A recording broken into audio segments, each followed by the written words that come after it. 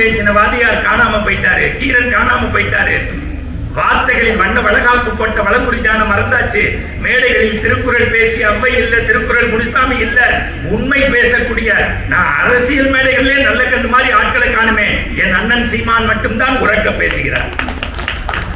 திருமாவளவன் உண்மையை பேசுகிறார், பாண்டே நியாயத்தை பேசுகிறார், மணிகண்டன் இவர்களை பேசுவதனாலே பல பேருடன் வெறுப்பை சம்பாதிக்கிறார். நான் ஒருபோதும் அச்சப்பட்டதில்லை தோழர்களே. ஏன்னா நான் தாய்ப்பாலோடு மானமுள்ள தமிழச்சியின் மார்பிலே தமிழ்பால் குடித்து வந்திருக்கிறேன். இந்த மேடை இவ்வளவு நடக்கிறது என்று சொன்னால் ஒரு திரையரங்கத்தை விட இங்கே வந்து இவ்வளவு கூட்டம் ஒரு 20 நாட்கள் திருவிழாவாக நடத்தக்கூடிய பப்பாசியினுடைய தலைவருக்கும் பொருளாளருக்கும் இதற்காக தன் வாழ்க்கையை கரைத்து கடுகளவும் நன்மை இல்லை என்றாலும் கூட அறிவு பசியை போக்கக்கூடிய என் அருமை சகோதரன் முருகன் உள்ளிட்ட அத்தனை செயற்குழு உறுப்பினர்களுக்கும் இடைவிடாத ஒரு நிமிடம் நீங்கள் கைத்தட்டி உங்களுடைய நன்றியை பதிவு செய்ய வேண்டும். அதுதான் உண்மையான பாராட்டு. இன்னும் கொஞ்சம் தான் சொத்து வச்சிருக்காரு அவரு. உண்மை.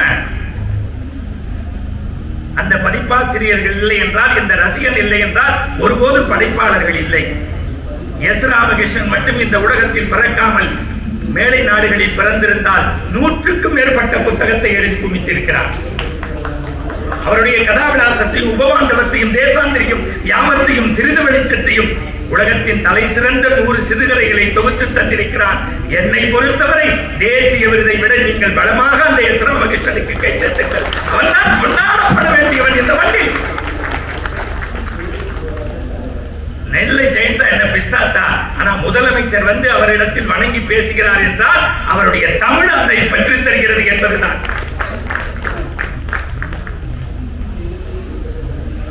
அவரு சினிமாக்காரனே மைப்பான்னா பயப்படுறாங்க. குலசேகர ஆழ்வார் சொல்ற மாதிரி பதகையிட ஆகணும், பார்ப்புகளை ஆகணும், தொட்டு விரல் தொட்டரிடும் சுண்ணாம்பு ஆகணும், மிதியடி ஆகணும், நாற்காலி ஆகணும், எதுவேனும் ஆகணும். மைப்பாவினுடைய தமிழுக்கு நான் எதுவேனும் ஆகணும். நாளைக்கு அவர் பேசுறாரு, வைணவ இலக்கியத்துல கரைச்சு குடிச்சவன் சார். நல்ல கைத்தட்டு கொடுங்க. படைப்பாளியை வாழும் காலத்தில் கொண்டாடுங்கள். ஆனால் என் பேச்சு 20 நிமிடத்தில் முடிப்பேன். அது ரொம்ப முக்கியம். சின்ன பசங்க சைக்கிள்ல ஏற மாதிரி பேச்சாளர் மைக்க பிடிச்சிருவான், ஏறிடுவான், இறங்க தெரியாது. அதானே உண்மை. பாருங்க, நயன்தாராவை பாக்குற மாதிரி என்னை இந்தியாவில் பாக்குற முதல் ஆள் நீங்க தான் சார். எனக்கு வாய் பார்த்தா பேச்சு வராது. மகேஷுக்கெல்லாம் எப்படின்னு தெரியல. நான் அடுத்தவன் செலவுலேயே ஆப்பிள் ஜூஸ் குடிக்கிறவன், ஆளை பார்த்தா தெரியும். வைரவன் ஐயாக்காக சொல்றேன். 3 நாளைக்கு முன்னாடி தூத்துக்குடிக்கு தெரியாம போய் பேசிட்டேன்.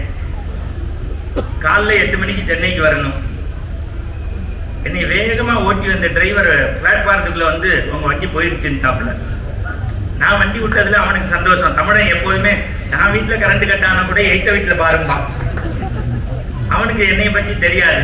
நான் காலைல 8 மணிக்கு இருக்கணும், உங்க நண்பர்கிட்ட சொல்லி ஏற்பாடு பண்ணி ஆம்னி பஸ்ல 3800 ரூபாய்க்கு டிக்கெட் எடுத்திருப்பா. அது நல்லா இருக்கும். ஆம்னி பஸ்ல ஒரு தடவையாவது ஐயா டிராவல் பண்ணுங்க. ஃபிளைட் மாதிரி ஸ்கிரீன் போட்டு உள்ள கண்ணாடி எல்லாம் வச்சு, ஏசி வச்சு, நமக்கு போர்வை வச்சு, வாட்டர் பாட்டில் வச்சு, எல்லாம் வச்சு மார்ச்சரி மாதிரியே வச்சிருப்பாங்க. அதுக்கு ஸ்லெமி ஸ்லீப்பர் இருப்பாங்க. இப்படி இந்த ஒருத்தர் யோசிச்சு சிரிக்கிறார். வாழ்க்கையில சிரிப்பை மட்டும் யோசிச்சு சிரிக்கிறாதீங்க. நான் இன்னைக்கு சொல்றேன், உடம்புல 2 சொட்டு நல்ல ரத்தம் ஊறணும்னா ஒரு தடவை சிரிச்சிருங்க. 8 ஆப்பிள் சாப்பிட்றத விட ஒரு தடவை சிரிக்கிறது நல்லது. அதுக்காக இங்க பேச்சு கேட்டு ராத்திரி 1:30 மணிக்கு மாடியில நின்று கையை வச்சு 5 லிட்டர் ரத்தத்தை மொத்தமா ஏத்துறேன்னா நாளைக்கு வைரவன் சார் எனக்கு போன் பண்ணி நல்லா இருந்தாங்க புத்தக கண்காட்சிக்கு வரும்போது 2000, 4000, 8000 அப்படி இல்லை, எல்லாருமா கூடி உட்காந்து சந்தோஷம். பாருங்க, கூட வச்சு சாப்பிட்டுக்கிட்டு இவ்வளவு சிந்திச்சு சிரிக்கிற ஒரே ஆள் இதாப்பா. இதாப்பா ரசனை. ரசனையிலே ஒரு புத்தகம் எழுதியிருக்காரு. எஸ்ரா படிக்க. சரி, இப்ப நான் விஷயத்துக்கு வரேன். வண்டியில ஏற்றி உட்காந்து வச்சுட்டாங்க. இப்ப நான் கார்ல வந்தோன்னு என்னை ஒரு ஆள் 3/4 மணி நேரம் அப்படியே சுத்தி சுத்தி வந்து செல்ஃபி எடுத்து, எதுக்கு எடுத்தீங்க என்ன? டெய்லி டிவியில ஜோசிய நல்லா சொல்றீங்க. இப்ப நம்ம ஜோசியன்னு அடுத்தவன் சொல்றான், அது வேற விஷயம். அது இருந்துட்டு போட்டோம். நமக்கு மேடைக்கு வந்துட்டா சொல்லணும்னு நினைச்சது சொல்லிட்டு போயிடணும். அப்புறம் பக்கத்துல இருக்கிறவர்கிட்ட சொன்னேன், கொஞ்சம் தள்ளிக்கங்க, நான் உள்ள போறேன்னு. என் பக்கத்துல உட்காந்து அவர் என்னை எப்படி உத்து பார்த்து, என் பேச்சுன்னா அவருக்கு ரொம்ப பிடிக்குமா. சரின்ட்டு விட்டேன். திருப்பி 5 நிமிஷம் கழிச்சு இருந்தாலும் நான் கடுப்பாயிட்டேன். பேசினதே திருப்பி பேசினா 9 மணிக்கு மேல நீ பாண்டிச்சேரியாங்க இதெல்லாம் புரிஞ்சாதான் சிரிக்க முடியும். இல்லை நான் மெட்ராஸ் தான் கொஞ்சம் சாப்பிட்ருக்கேன்னா அது அவமாயி நம்ம ஒன்றும் தப்பு சொல்ல முடியாது. கரெக்டாக இருக்கிறீங்களா? யூடியூப்ல சில பேர் உட்காந்துருக்க மாதிரியே ஆஃப் பண்ணி வச்சிருப்பீங்க, சொல்லி அமைச்சிருப்பாங்க. Irish vision வந்திருக்காரா? அந்த ஐரிஷ் விஷன் ஒரு ஆளுக்கு அவருக்கு கைத்தட்டுங்க. அவங்க ஒருத்தர் தாங்க தமிழை சரியா போட்டுக்கிட்டு இருக்காங்க. நல்ல பேச்சாளர்களை யாருனாலும் தேடி பிடிச்சி போடுறாங்க. ஆனால் இன்னி வரைக்கும் எனக்கு பணம் தர்றதில்லை, அது வேற விஷயம், அதையும் சொல்லிடணும். நல்ல விஷயங்களை யூடியூப் பண்றதையும் நம்ம பாராட்டணும். இருக்கட்டும். என்னங்க அண்ணே சாப்பிட்டுருக்கேன்னாரு. அவர் வாய் அவர் சாப்பிட்டு தப்பு இல்லை, எனக்கு கொஞ்சம் வாமிட்டு வரும்ட்டாரு. அதுவும் தப்பு கிடையாது. உள்ளே கேரி பேக் வச்சிருக்காங்க. நீங்க நம்புறது நம்பாது உங்க விருப்பம். நான் சாமி கும்பிட்ற ஆள், வடபழனி முருகன் சத்தியமா சொல்றேன். 10:30 மணிக்கு ஆமினி பஸ் சாமி போட்டு எடுக்கிற மாதிரியே கிளப்பி வச்சிருப்பாங்க. அப்படி பஸ் ஸ்டார்ட் ஆனிச்சு, வருவாருன்னாரு, எடுத்துருவாரோன்னு வாயை பார்த்தேன். வாய்ப்பு இல்லை ராஜா, வாய்ப்பு இல்லை. 11:30 மணி திருநெல்வேலி. அடிவயிற்றுல இருந்து முயற்சி பண்ணி பார்த்தாரு, முடியல. 1:30 மணி திண்டுக்கல், சுண்டி வரல உள்ள விட்டு வரல. 3:30 மணி ஸ்ரீரங்கம், கொமட்டி வாய்ப்பு பண்ணாரு, வாய்ப்பே இல்லை. 5:30 மணி மேல்மருவத்தூர், 7:30 புறம்பேட்டை அப்படின்ட்டு அதை மடிச்சு ஜெயபாபில் வச்சுட்டு இறங்கிட்டாரு. நீங்க நம்ப மாட்டீங்க, ராத்திரி 9:40க்கு அவர் வாயை பார்க்க ஆரம்பிச்சேன். காலைல 7:40 வரைக்கும் எப்போ வாந்தி எடுப்பாருன்னு அவர் வாயவே பார்த்துருக்கேன். உங்களுக்கு என்ன நோகாம கை தட்டுவீங்க? நாளில் அடுத்த வாயை பார்த்துருக்கேன். இப்படி ஊரா வாய் பார்த்த என்னைய என் வாயை கொஞ்சம் 10 நிமிஷம் பார்க்க வைக்கிறேன். நான் ரொம்ப அதிகம் பேச வேண்டியதில்லை, ஏன்னா பேசி பேசி நாடு எங்கேயோ போயிட்டு இருக்கு. புத்தக கண்காட்சியில என்ன சொல்லணும்னா, இந்த நாட்டில் 100 புத்தகம் எழுதி டீத்தூள் விற்கிற வியாபாரிக்கும் ஒரு நடுநிலைப்பள்ளி ஆசிரியருக்கும் மகனா பிறந்து பேசுறபடியே லஞ்சத்தை தவிர்த்து நெஞ்சத்தை நிமித்து மூளைக்குள் சுற்றுலான்னு புத்தகம் எழுதி தனிகாச்சலமே பயப்படுற மாதிரி ஒழுக்கத்தோட இருக்கக்கூடிய 2 பிள்ளைங்களை பெற்றாரு. அவர் பேர் ஒன்னு இறையன்பு IAS, இன்னொன்னு திருப்புகழ் IAS. அவர் தான் எழுதினாரு தன்னுடைய அறையில, பள்ளத்தை நோக்கி வெள்ளம் பாய்வது போல உன்னுடைய உள்ளம் புத்தகத்தை நோக்கி பாய வேண்டும். ஆன்மா இல்லாத வீடும் புத்தகம் இல்லாத கூடும் ஒன்றுதான். அது தாள் என்று நினைத்து புரட்டாதே, உன்னை காப்பாற்றுகின்ற வாள் என்று நினைத்து. தலைகுனிந்து படிக்கின்ற போதெல்லாம் நீ சமூகத்தில் தலை நிமிர்ந்து நிற்பாய். உன் இனத்தில், உன் சமூகத்தில், இந்த நாட்டில் உன்னை விட கோடீஸ்வரர் இருக்கலாம், உன்னை விட அறிவாளி ஒருவன் இருக்கக்கூடாது. அதற்காக முயன்று படி முன்னேறு.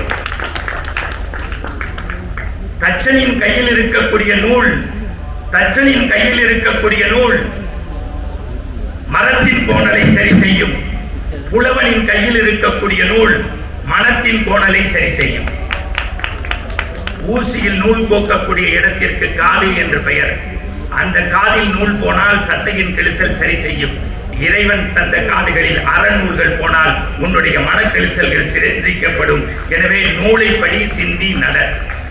அந்த வரியை எடுத்துக்கொண்டு உங்களுக்கு அறிமுகப்படுத்துகின்றேன். இன்னும் 14 நிமிடங்கள் என்னுடைய பேச்சு. அடுத்து என் தம்பி பேசுவார். 9 வரைக்கும் கூட்டம் இருந்து கேட்கும் என்றாலும் என்னுடைய கடிகார முள்ளினுடைய ஒரு நொடிமுள் சாய்ந்தாலும் என்னுடைய பேச்சு முடிவிக்கப்படும். ஐயா வைரவன் எனக்கு சொன்னது 8:20 நீங்கள் முடிக்க வேண்டும். 8:20 9 அவர் பேசுவார் என்றால் 8:15 என் பேச்சை முடித்து விடுவேன். சிறுகதை என்றால் நீங்கள் இங்கே உள்ளே போய் கல்கியையும், கி ராஜநாராயணனையும், ஜெயகாந்தனையும், எஸ் ராமகிருஷ்ணனையும், இன்னும் சொல்ல போனால் என் அன்புக்குரியவர்களே ஜெயமோகனையும், அம்பையையும், சா கந்தசாமியையும், சுஜாதாவையும், வண்ணநிலவனையும், ரவி சுப்பிரமணியத்தையும் வாசித்து பாருங்கள். அப்பொழுதுதான் தெரியும் உங்களுக்கு ஆண்டன் செகாவோவை விட, ஷேக்ஸ்பியரை விட தமிழ் எழுத்தாளர்கள் எப்படி இதயத்தை தொடுகிறார்கள் என்பது புத்தகத்தை வாங்கி வாசிக்கின்ற போதுதான் தெரியும். உலகத்தில் சிறந்த 100 சிறுகதைகளை எஸ் ராமகிருஷ்ணன் எழுதியதைப் போல இந்த மேடைக்கு அறிமுகப்படுத்துகின்றேன். இது புத்தக கண்காட்சி. இதோடு நீங்கள் சிந்திக்க தொடங்குங்கள். பேர் தெரியாத ஒரு தமிழ்நாட்டு இளைஞன் எழுதியிருக்கின்றான். கதையின் பெயர் விடுதலை. சத்தம், மௌன புரட்சி. கதவு திறக்கப்பட்டது. ஒருவருக்கு மட்டுமே விடுதலை என்று அவரை அனுப்பினார்கள். வெளியில் வந்தவனுடைய தலை செவிற்றில் உராய்சப்பட்டது. தலை தீப்பிடித்து எரிந்தது, கருகி போனான். பாக்கி 49 பேர்களும் சொன்னார்கள், நமக்கு விடுதலை வேண்டாம், உள்ளே இருப்பதே சுகம். கதையின் தலைப்பு தீப்பெட்டி. இந்த கைத்தட்டு எவனோ ஒருவனுக்கு போக வேண்டும்.